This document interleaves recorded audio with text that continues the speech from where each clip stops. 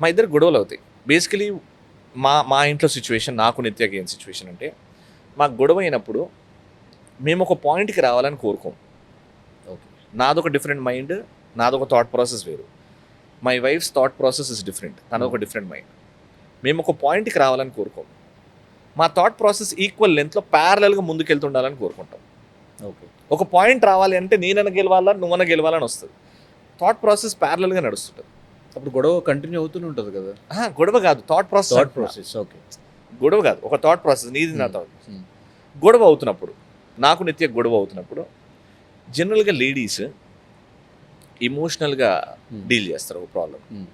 Gents లాజికల్గా మాట్లాడి. ఇప్పుడు ఇంత చిన్న విషయానికి ఏంది మగాడి ఆ గొడవ పాయింట్ ఏంటంటే చిన్న విషయం. ది లేడీస్ పాయింట్ ఇస్ ఆ ఎమోషన్, ఆ చిన్న విషయంలో ఎమోషన్ ఇస్ ఇంపార్టెంట్ వాళ్ళకి. అక్కడ ఏం జరిగిందో ఇప్పుడే వచ్చినా ఇప్పుడేంది రాద్దాంతం, అది ఎప్పుడో అయిపోయింది కదా, ఇప్పుడు ఎందుకు. నేను ఎమోషన్కి వెళ్తా, నేను లాజికల్గా ఆన్సర్ చేయ. I make a sit, maybe what you dealing is completely different. No, నీ పాయింట్ కరెక్టే అక్కడ.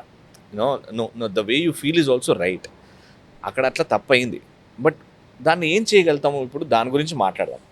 ఈ ఎమోషనల్ సపోర్ట్ గొడవ అవుతున్నప్పుడు ఐ గివ్ హర్. నేను దాన్ని పెద్దగా చేయ. నేను లాజికల్గా ఎప్పుడో విషయం, నేను ఎంత టైర్డ్ ఉన్నా ఏం చేసినా, she is the most important women of my life. తనకి ఇచ్చే ఇంపార్టెన్స్ నేను వేరే వాళ్ళకి ఎవరికి ఇవ్వ.